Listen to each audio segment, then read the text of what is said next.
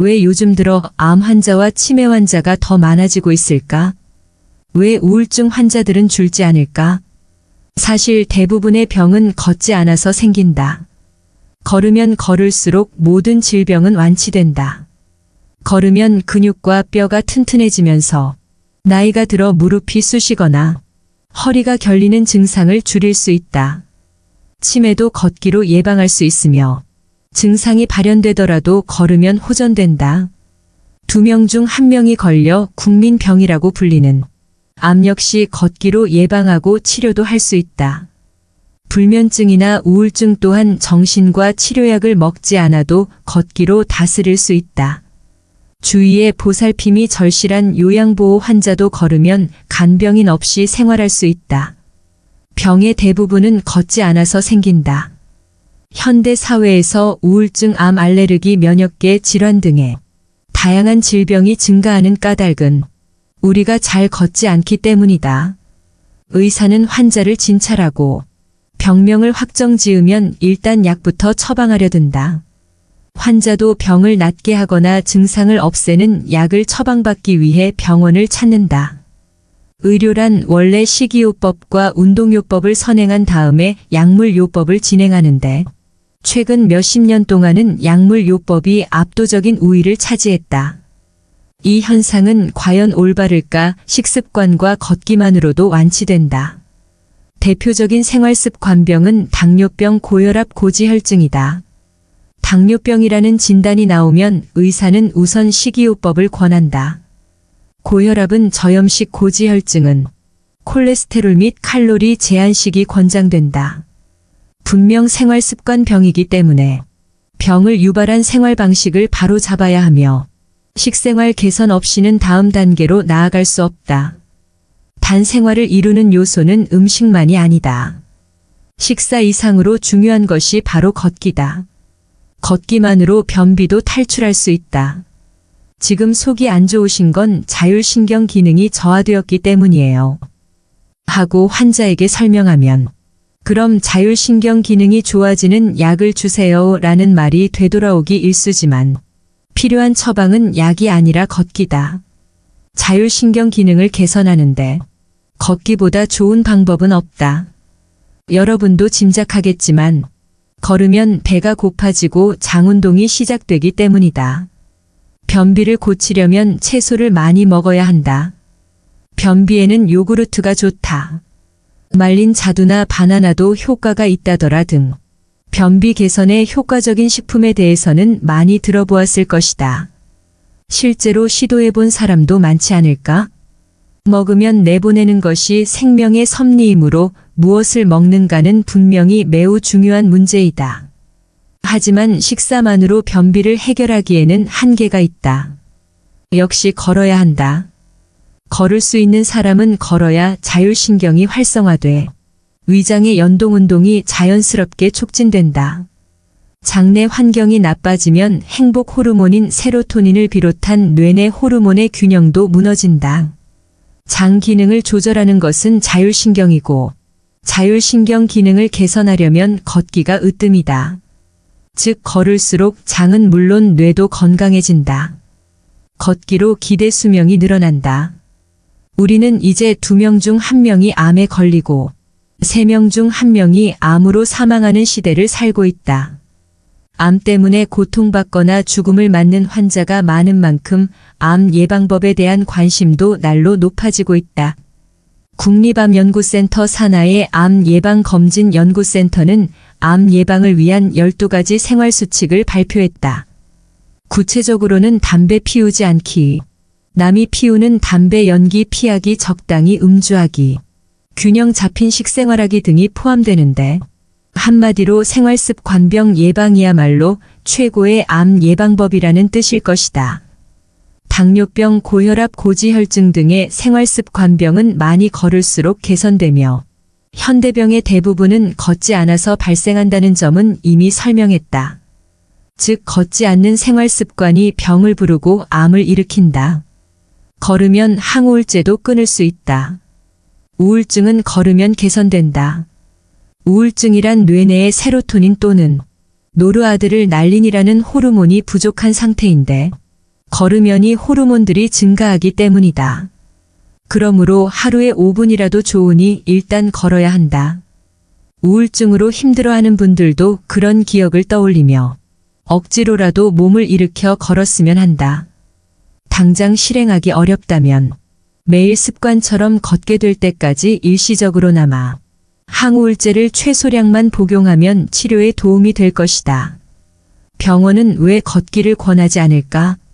생활습관병 치매 우울증, 불면증 역류성 식도염, 변비 천식 류머티즘 관절염. 이 모든 병이 걷기만 해도 낫는다면 왜 정부는 더 적극적으로 걷기를 장려하지 않을까? 진심으로 국민의 건강을 생각한다면 걷기를 국민운동으로 보급하면 되는데 그런 움직임은 보이지 않는다. 그 까닭은 무엇일까? 환자가 줄면 의료계가 곤란하기 때문이 아닐까? 온 국민이 본격적으로 걷기에 매진한다면 일반 개업일을 찾는 환자는 절반으로 줄어들지 모른다. 그렇게 되면 의사는 파산할 수밖에 없다. 대형 병원에서도 많은 환자를 이룰 것이다. 환자가 줄어들면 의료계가 곤란하다.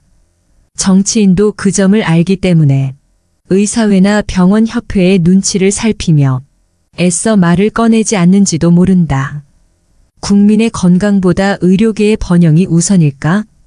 독감도 마찬가지다. 관계자가 아닌 사람은 그럴 리가 하고 충격을 받을지 모르지만 제약회사 중에는 올해는 독감이 기승을 부릴 것으로 예상됩니다. 각별히 유의하시기 바랍니다. 하고 주의를 촉구하면서도 올해도 독감이 유행해주다니 덕분에 살았네 하며 내심 기뻐하는 것도 있다. 역류성 식도염이나 과민성 장증후군, 과민성 방광 등 최근 들어 갑자기 귀에 들어온 병명도 있다. 예전에는 단순히 속쓰림이나 메스꺼움이라고 표현하던 증상에 역류성 식도염이라는 진단명이 붙고 을의 설사나 변비라고 부르던 증상은 과민성 장증후군으로 탈바꿈했다. 나이가 들면 화장실을 자주 찾는 것은 자연스러운 현상인데도 과민성 방광이라는 병명도 생겼다. 그럴싸한 병명을 붙인 뒤 진찰을 받거나 약을 먹으라고 권하는 이러한 현상을 의료화라고 한다. 사실 치매도 의료화의 하나다. 증상의 병의 이름을 만들어 치료 대상에 포함시키면 새로운 시장이 탄생한다. 시장이 생기면 기뻐하는 사람이 있는 법이다. 한편 걷기는 너무나 단순해서 걷기로 오히려 환자가 감소하면 곤란해지는 누군가가 나올지도 모른다. 그래서 정부는 걷기 운동을 적극적으로 장려하지 않고 그 결과 더 많은 국민에게 확산되지 않는지도 모른다.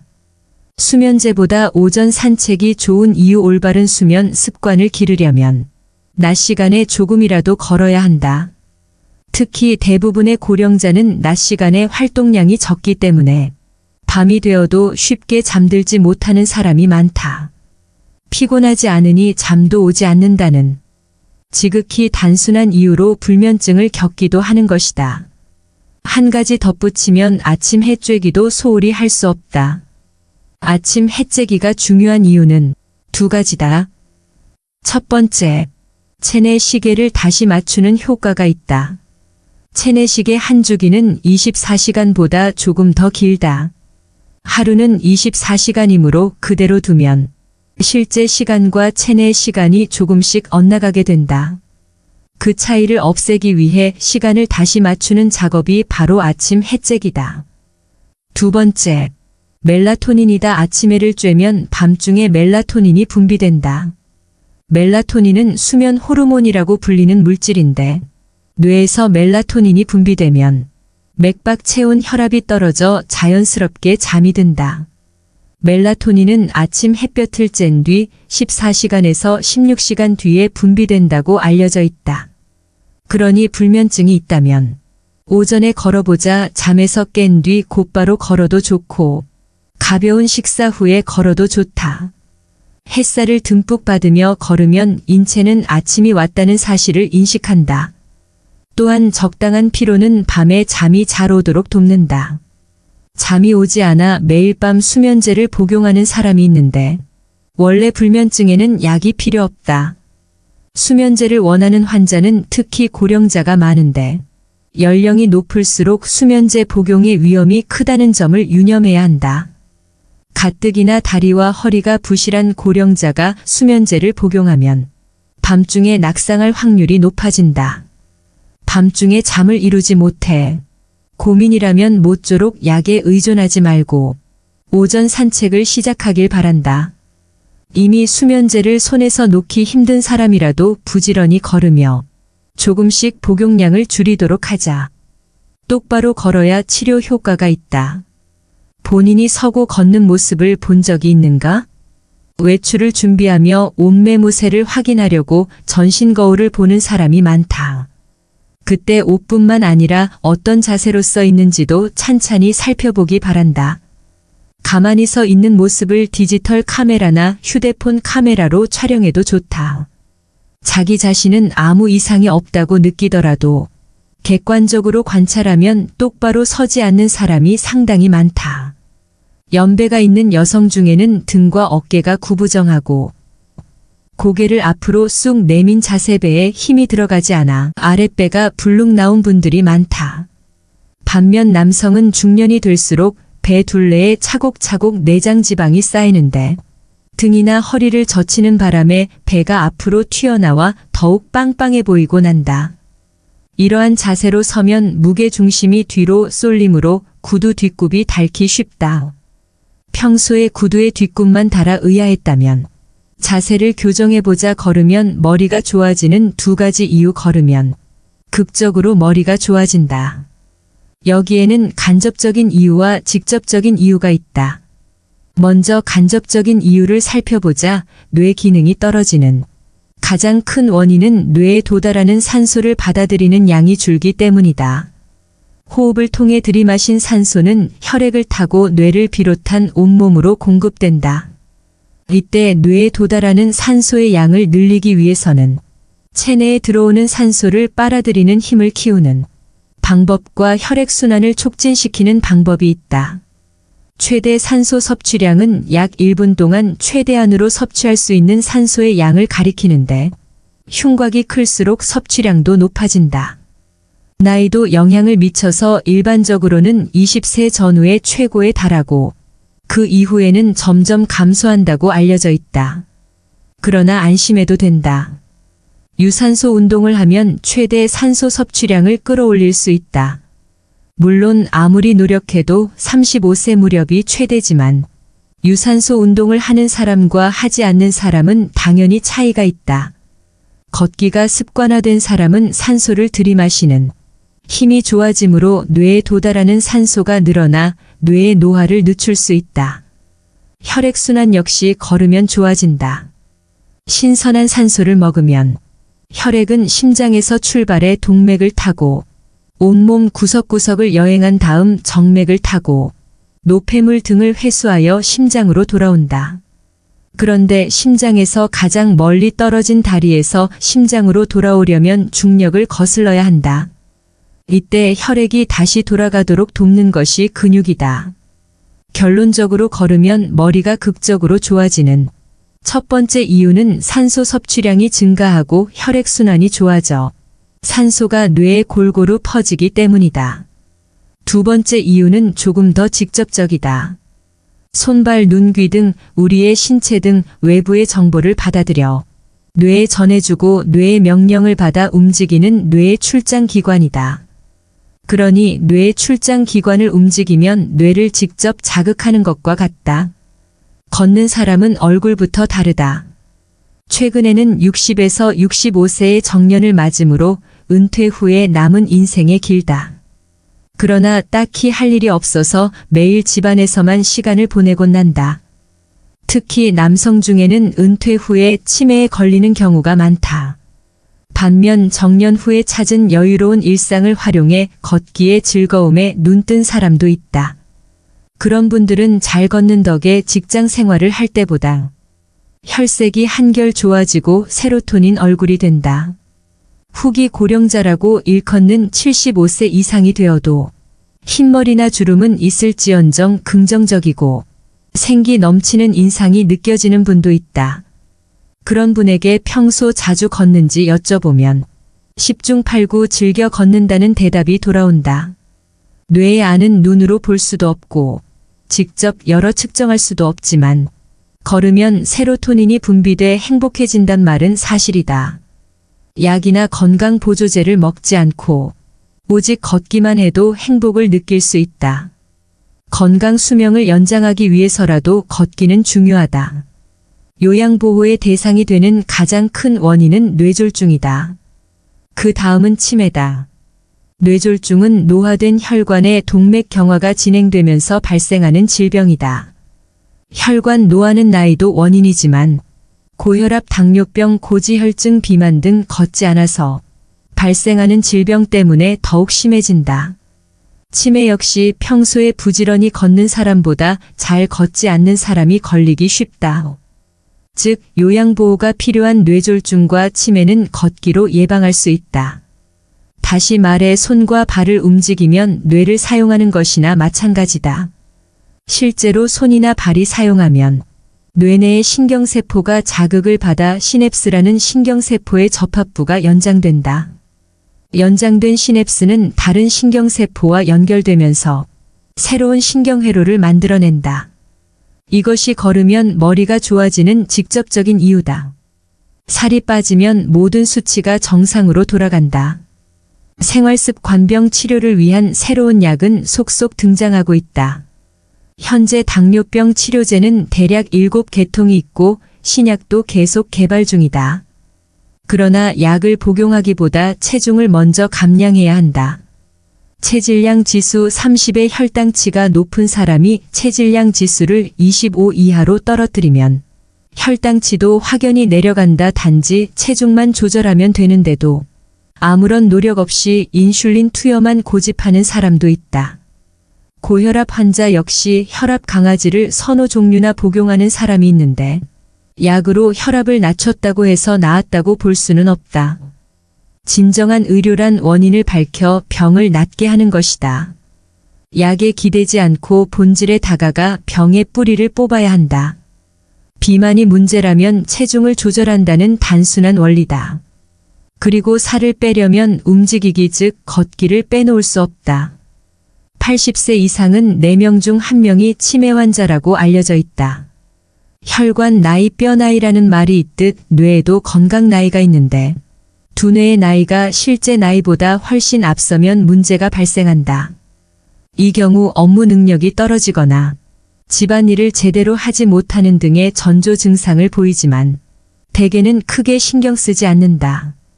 결국 증세가 악화돼 사회생활에까지 지장이 생기고 나서야 병원을 찾은 뒤 비로소 치매라는 진단을 받는다. 같은 연령대에 비해 인지기능이 저하된 젊은 치매 환자가 늘어나는 이유는 뭘까? 앞서 설명한 생활습관병 증가와 관계가 깊다. 특히 치매와 가장 밀접한 질환은 당뇨병인데 당뇨병 환자는 치매에 걸리기 쉽다. 그렇다면 의학적 근거가 밝혀진 치매 예방법은 무엇일까? 바로 걷기다. 정확히 말하면 계산하며 걷기다. 계산하며 걷기가 치매 예방에 효과적이라는 근거는 일본에서 밝혀졌다. 일본 국립장수의료연구센터에서 실시한 연구에 따르면 치매가 시작되었다고 판정한 환자가 1년간 매일 1시간 동안 50에서 30벨셈을 하며 걸었더니 뇌에 쌓이기 시작했던 치매를 일으키는 베타 아밀로이드가 사라졌다고 한다. 계산을 하면서 걷기만 하면 된다. 즉 머리를 쓰며 걷기가 요령이다. 누구나 언제 어디서든 간단하게 실천할 수 있는 방법으로 치매를 예방할 수 있다니 하지 않을 이유가 없다. 수명 연장 더 이상 꿈이 아니다. 사람의 몸은 다양한 신체 기관의 집합체다. 앞서 설명했듯 잘 걸으면 신체 기관에 좋은 영향을 준다. 무엇보다 뇌가 젊어진다. 걷기를 통해 각 신체 기관의 젊음을 지킨다면 그것은 곧 장기의 집합체인 우리의 몸이 젊게 유지된다는 뜻이다. 걸으면 암과 치매에 걸릴 위험이 줄어든다. 절대로 걸리지 않는다고 잘라 말하긴 어렵지만 발병 위험은 분명히 감소한다. 당연히 수명도 연장된다. 걷기에는 정말이지 좋은 점밖에 없다.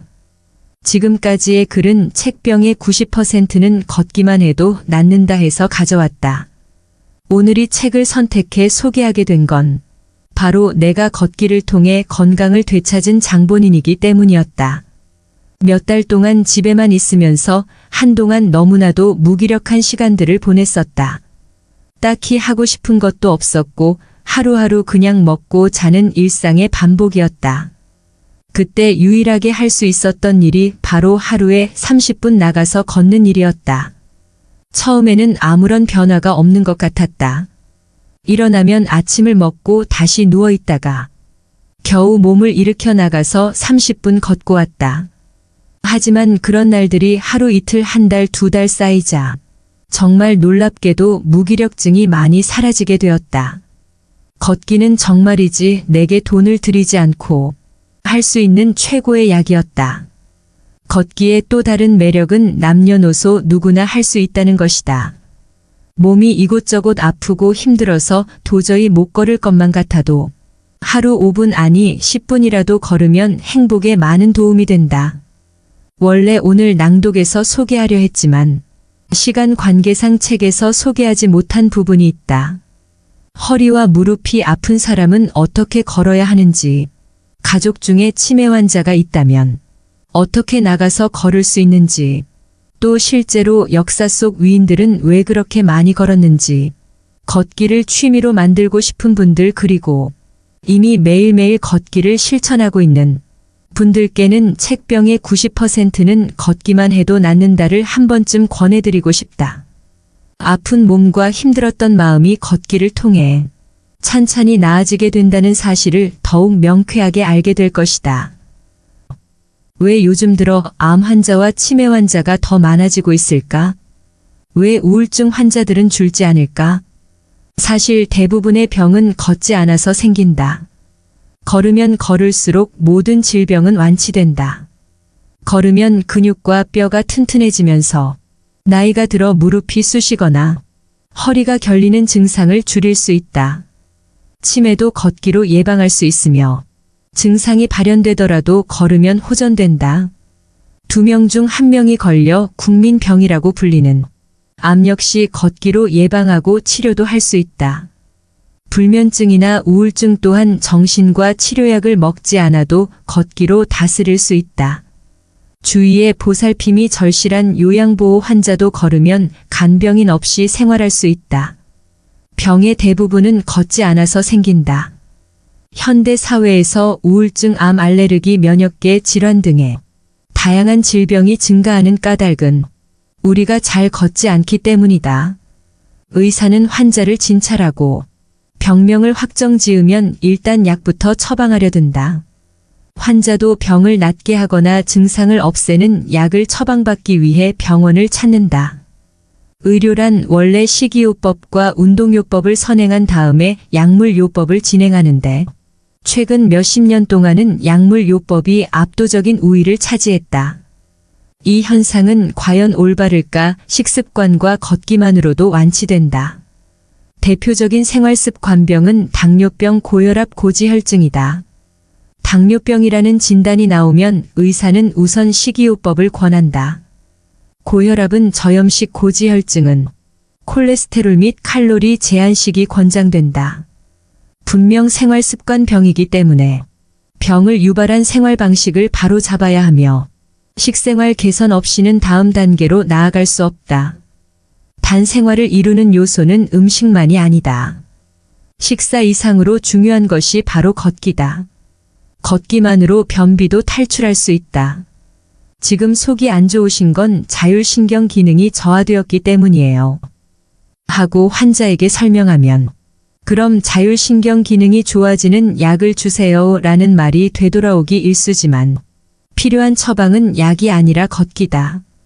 자율신경 기능을 개선하는데 걷기보다 좋은 방법은 없다. 여러분도 짐작하겠지만 걸으면 배가 고파지고 장운동이 시작되기 때문이다. 변비를 고치려면 채소를 많이 먹어야 한다. 변비에는 요구르트가 좋다. 말린 자두나 바나나도 효과가 있다더라 등 변비 개선에 효과적인 식품에 대해서는 많이 들어보았을 것이다. 실제로 시도해본 사람도 많지 않을까? 먹으면 내보내는 것이 생명의 섭리이므로 무엇을 먹는가는 분명히 매우 중요한 문제이다. 하지만 식사만으로 변비를 해결하기에는 한계가 있다. 역시 걸어야 한다. 걸을 수 있는 사람은 걸어야 자율신경이 활성화돼 위장의 연동운동이 자연스럽게 촉진된다. 장내 환경이 나빠지면 행복 호르몬인 세로토닌을 비롯한 뇌내 호르몬의 균형도 무너진다. 장 기능을 조절하는 것은 자율신경이고 자율신경 기능을 개선하려면 걷기가 으뜸이다. 즉 걸을수록 장은 물론 뇌도 건강해진다. 걷기로 기대 수명이 늘어난다. 우리는 이제 2명 중 1명이 암에 걸리고 3명 중 1명이 암으로 사망하는 시대를 살고 있다. 암 때문에 고통받거나 죽음을 맞는 환자가 많은 만큼 암 예방법에 대한 관심도 날로 높아지고 있다. 국립암연구센터 산하의 암예방검진연구센터는 암 예방을 위한 12가지 생활수칙을 발표했다. 구체적으로는 담배 피우지 않기, 남이 피우는 담배 연기 피하기, 적당히 음주하기, 균형 잡힌 식생활하기 등이 포함되는데 한마디로 생활습관병 예방이야말로 최고의 암 예방법이라는 뜻일 것이다. 당뇨병, 고혈압, 고지혈증 등의 생활습관병은 많이 걸을수록 개선되며 현대병의 대부분은 걷지 않아서 발생한다는 점은 이미 설명했다. 즉 걷지 않는 생활습관이 병을 부르고 암을 일으킨다. 걸으면 항우울제도 끊을 수 있다. 우울증은 걸으면 개선된다. 우울증이란 뇌내의 세로토닌 또는 노르아드르날린이라는 호르몬이 부족한 상태인데 걸으면 이 호르몬들이 증가하기 때문이다. 그러므로 하루에 5분이라도 좋으니 일단 걸어야 한다. 우울증으로 힘들어하는 분들도 그런 기억을 떠올리며 억지로라도 몸을 일으켜 걸었으면 한다. 당장 실행하기 어렵다면 매일 습관처럼 걷게 될 때까지 일시적으로나마 항우울제를 최소량만 복용하면 치료에 도움이 될 것이다. 병원은 왜 걷기를 권하지 않을까? 생활습관병, 치매, 우울증, 불면증, 역류성 식도염, 변비, 천식, 류머티즘, 관절염. 이 모든 병이 걷기만 해도 낫는다면 왜 정부는 더 적극적으로 걷기를 장려하지 않을까? 진심으로 국민의 건강을 생각한다면 걷기를 국민운동으로 보급하면 되는데 그런 움직임은 보이지 않는다. 그 까닭은 무엇일까? 환자가 줄면 의료계가 곤란하기 때문이 아닐까? 온 국민이 본격적으로 걷기에 매진한다면 일반 개업일을 찾는 환자는 절반으로 줄어들지 모른다. 그렇게 되면 의사는 파산할 수밖에 없다. 대형 병원에서도 많은 환자를 이룰 것이다. 환자가 줄어들면 의료계가 곤란하다. 정치인도 그 점을 알기 때문에 의사회나 병원협회의 눈치를 살피며 애써 말을 꺼내지 않는지도 모른다. 국민의 건강보다 의료계의 번영이 우선일까? 독감도 마찬가지다. 관계자가 아닌 사람은 그럴 리가 하고 충격을 받을지 모르지만 제약회사 중에는 올해는 독감이 기승을 부릴 것으로 예상됩니다. 각별히 유의하시기 바랍니다. 하고 주의를 촉구하면서도 올해도 독감이 유행해주다니 덕분에 살았네 하며 내심 기뻐하는 것도 있다. 역류성 식도염이나 과민성 장증후군, 과민성 방광 등 최근 들어 갑자기 귀에 들어온 병명도 있다. 예전에는 단순히 속쓰림이나 메스꺼움이라고 표현하던 증상에 역류성 식도염이라는 진단명이 붙고 을의 설사나 변비라고 부르던 증상은 과민성 장증후군으로 탈바꿈했다. 나이가 들면 화장실을 자주 찾는 것은 자연스러운 현상인데도 과민성 방광이라는 병명도 생겼다. 그럴싸한 병명을 붙인 뒤 진찰을 받거나 약을 먹으라고 권하는 이러한 현상을 의료화라고 한다. 사실 치매도 의료화의 하나다. 증상의 병의 이름을 만들어 치료 대상에 포함시키면 새로운 시장이 탄생한다. 시장이 생기면 기뻐하는 사람이 있는 법이다. 한편 걷기는 너무나 단순해서 걷기로 오히려 환자가 감소하면 곤란해지는 누군가가 나올지도 모른다. 그래서 정부는 걷기 운동을 적극적으로 장려하지 않고 그 결과 더 많은 국민에게 확산되지 않는지도 모른다.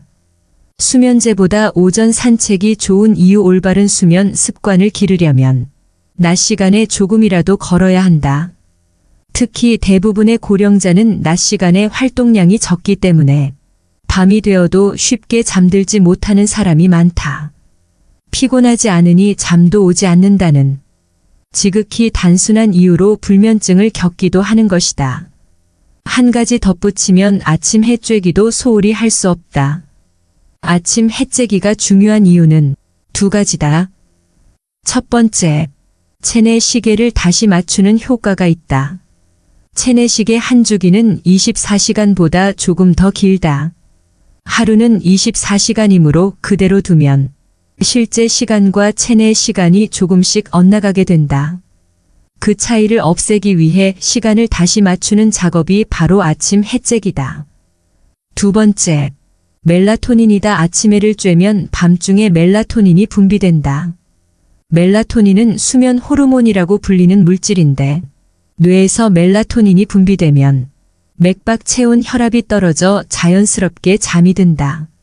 멜라토닌은 아침 햇볕을 쬐은 뒤 14시간에서 16시간 뒤에 분비된다고 알려져 있다. 그러니 불면증이 있다면 오전에 걸어보자. 잠에서 깬 뒤 곧바로 걸어도 좋고 가벼운 식사 후에 걸어도 좋다. 햇살을 듬뿍 받으며 걸으면 인체는 아침이 왔다는 사실을 인식한다. 또한 적당한 피로는 밤에 잠이 잘 오도록 돕는다. 잠이 오지 않아 매일 밤 수면제를 복용하는 사람이 있는데 원래 불면증에는 약이 필요 없다. 수면제를 원하는 환자는 특히 고령자가 많은데 연령이 높을수록 수면제 복용의 위험이 크다는 점을 유념해야 한다. 가뜩이나 다리와 허리가 부실한 고령자가 수면제를 복용하면 밤중에 낙상할 확률이 높아진다. 밤중에 잠을 이루지 못해 고민이라면 모쪼록 약에 의존하지 말고 오전 산책을 시작하길 바란다.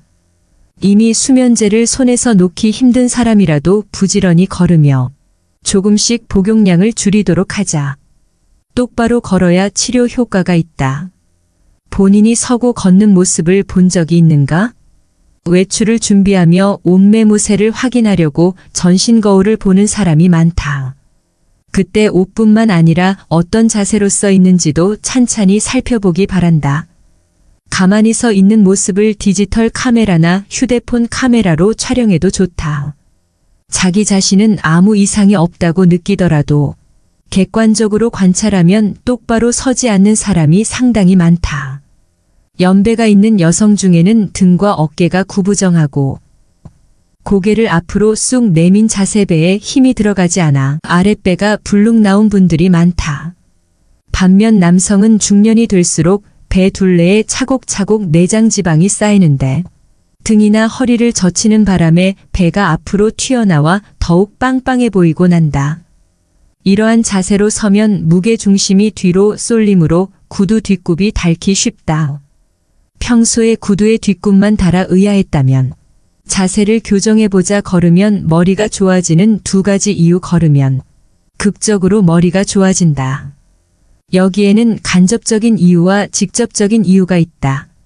먼저 간접적인 이유를 살펴보자. 뇌 기능이 떨어지는 가장 큰 원인은 뇌에 도달하는 산소를 받아들이는 양이 줄기 때문이다. 호흡을 통해 들이마신 산소는 혈액을 타고 뇌를 비롯한 온몸으로 공급된다. 이때 뇌에 도달하는 산소의 양을 늘리기 위해서는 체내에 들어오는 산소를 빨아들이는 힘을 키우는 방법과 혈액순환을 촉진시키는 방법이 있다. 최대 산소 섭취량은 약 1분 동안 최대한으로 섭취할 수 있는 산소의 양을 가리키는데 흉곽이 클수록 섭취량도 높아진다. 나이도 영향을 미쳐서 일반적으로는 20세 전후에 최고에 달하고 그 이후에는 점점 감소한다고 알려져 있다. 그러나 안심해도 된다. 유산소 운동을 하면 최대 산소 섭취량을 끌어올릴 수 있다. 물론 아무리 노력해도 35세 무렵이 최대지만 유산소 운동을 하는 사람과 하지 않는 사람은 당연히 차이가 있다. 걷기가 습관화된 사람은 산소를 들이마시는 힘이 좋아지므로 뇌에 도달하는 산소가 늘어나 뇌의 노화를 늦출 수 있다. 혈액순환 역시 걸으면 좋아진다. 신선한 산소를 먹으면 혈액은 심장에서 출발해 동맥을 타고 온몸 구석구석을 여행한 다음 정맥을 타고 노폐물 등을 회수하여 심장으로 돌아온다. 그런데 심장에서 가장 멀리 떨어진 다리에서 심장으로 돌아오려면 중력을 거슬러야 한다. 이때 혈액이 다시 돌아가도록 돕는 것이 근육이다. 결론적으로 걸으면 머리가 극적으로 좋아지는 첫 번째 이유는 산소 섭취량이 증가하고 혈액순환이 좋아져 산소가 뇌에 골고루 퍼지기 때문이다. 두 번째 이유는 조금 더 직접적이다. 손발, 눈, 귀 등 우리의 신체 등 외부의 정보를 받아들여 뇌에 전해주고 뇌의 명령을 받아 움직이는 뇌의 출장 기관이다. 그러니 뇌의 출장 기관을 움직이면 뇌를 직접 자극하는 것과 같다. 걷는 사람은 얼굴부터 다르다. 최근에는 60에서 65세의 정년을 맞으므로 은퇴 후에 남은 인생의 길다. 그러나 딱히 할 일이 없어서 매일 집안에서만 시간을 보내곤 난다. 특히 남성 중에는 은퇴 후에 치매에 걸리는 경우가 많다. 반면 정년 후에 찾은 여유로운 일상을 활용해 걷기의 즐거움에 눈뜬 사람도 있다. 그런 분들은 잘 걷는 덕에 직장 생활을 할 때보다 혈색이 한결 좋아지고 세로토닌 얼굴이 된다. 후기 고령자라고 일컫는 75세 이상이 되어도 흰머리나 주름은 있을지언정 긍정적이고 생기 넘치는 인상이 느껴지는 분도 있다. 그런 분에게 평소 자주 걷는지 여쭤보면 10중 8구 즐겨 걷는다는 대답이 돌아온다. 뇌의 안은 눈으로 볼 수도 없고 직접 열어 측정할 수도 없지만 걸으면 세로토닌이 분비돼 행복해진단 말은 사실이다. 약이나 건강보조제를 먹지 않고 오직 걷기만 해도 행복을 느낄 수 있다. 건강 수명을 연장하기 위해서라도 걷기는 중요하다. 요양보호의 대상이 되는 가장 큰 원인은 뇌졸중이다. 그 다음은 치매다. 뇌졸중은 노화된 혈관의 동맥 경화가 진행되면서 발생하는 질병이다. 혈관 노화는 나이도 원인이지만 고혈압, 당뇨병, 고지혈증, 비만 등 걷지 않아서 발생하는 질병 때문에 더욱 심해진다. 치매 역시 평소에 부지런히 걷는 사람보다 잘 걷지 않는 사람이 걸리기 쉽다. 즉, 요양보호가 필요한 뇌졸중과 치매는 걷기로 예방할 수 있다. 다시 말해 손과 발을 움직이면 뇌를 사용하는 것이나 마찬가지다. 실제로 손이나 발이 사용하면 뇌내의 신경세포가 자극을 받아 시냅스라는 신경세포의 접합부가 연장된다. 연장된 시냅스는 다른 신경세포와 연결되면서 새로운 신경회로를 만들어낸다. 이것이 걸으면 머리가 좋아지는 직접적인 이유다. 살이 빠지면 모든 수치가 정상으로 돌아간다. 생활습관병 치료를 위한 새로운 약은 속속 등장하고 있다. 현재 당뇨병 치료제는 대략 7개통이 있고 신약도 계속 개발 중이다. 그러나 약을 복용하기보다 체중을 먼저 감량해야 한다. 체질량 지수 30의 혈당치가 높은 사람이 체질량 지수를 25 이하로 떨어뜨리면 혈당치도 확연히 내려간다. 단지 체중만 조절하면 되는데도 아무런 노력 없이 인슐린 투여만 고집하는 사람도 있다. 고혈압 환자 역시 혈압 강아지를 서너 종류나 복용하는 사람이 있는데 약으로 혈압을 낮췄다고 해서 나았다고 볼 수는 없다. 진정한 의료란 원인을 밝혀 병을 낫게 하는 것이다. 약에 기대지 않고 본질에 다가가 병의 뿌리를 뽑아야 한다. 비만이 문제라면 체중을 조절한다는 단순한 원리다. 그리고 살을 빼려면 움직이기 즉 걷기를 빼놓을 수 없다. 80세 이상은 4명 중 1명이 치매 환자라고 알려져 있다. 혈관 나이, 뼈 나이라는 말이 있듯 뇌에도 건강 나이가 있는데 두뇌의 나이가 실제 나이보다 훨씬 앞서면 문제가 발생한다. 이 경우 업무 능력이 떨어지거나 집안일을 제대로 하지 못하는 등의 전조 증상을 보이지만 대개는 크게 신경 쓰지 않는다. 결국 증세가 악화돼 사회생활에까지 지장이 생기고 나서야 병원을 찾은 뒤 비로소 치매라는 진단을 받는다. 같은 연령대에 비해 인지기능이 저하된 젊은 치매 환자가 늘어나는 이유는 뭘까? 앞서 설명한 생활습관병 증가와 관계가 깊다. 특히 치매와 가장 밀접한 질환은 당뇨병인데 당뇨병 환자는 치매에 걸리기 쉽다. 그렇다면 의학적 근거가 밝혀진 치매 예방법은 무엇일까? 바로 걷기다. 정확히 말하면 계산하며 걷기다. 계산하며 걷기가 치매 예방에 효과적이라는 근거는 일본에서 밝혀졌다.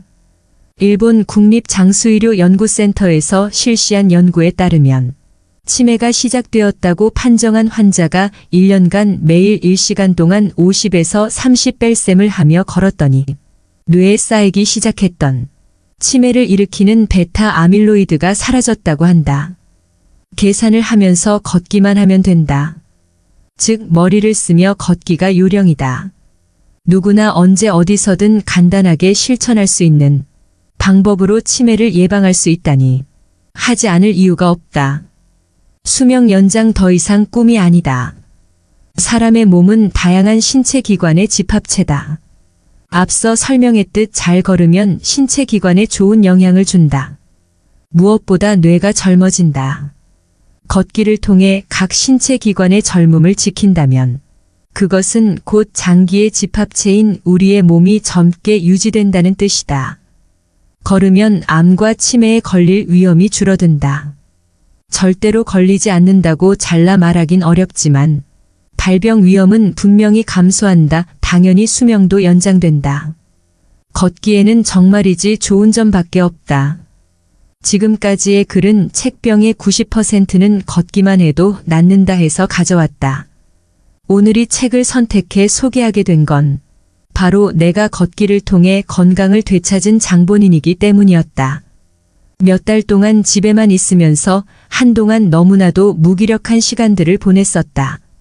딱히 하고 싶은 것도 없었고 하루하루 그냥 먹고 자는 일상의 반복이었다. 그때 유일하게 할 수 있었던 일이 바로 하루에 30분 나가서 걷는 일이었다. 처음에는 아무런 변화가 없는 것 같았다.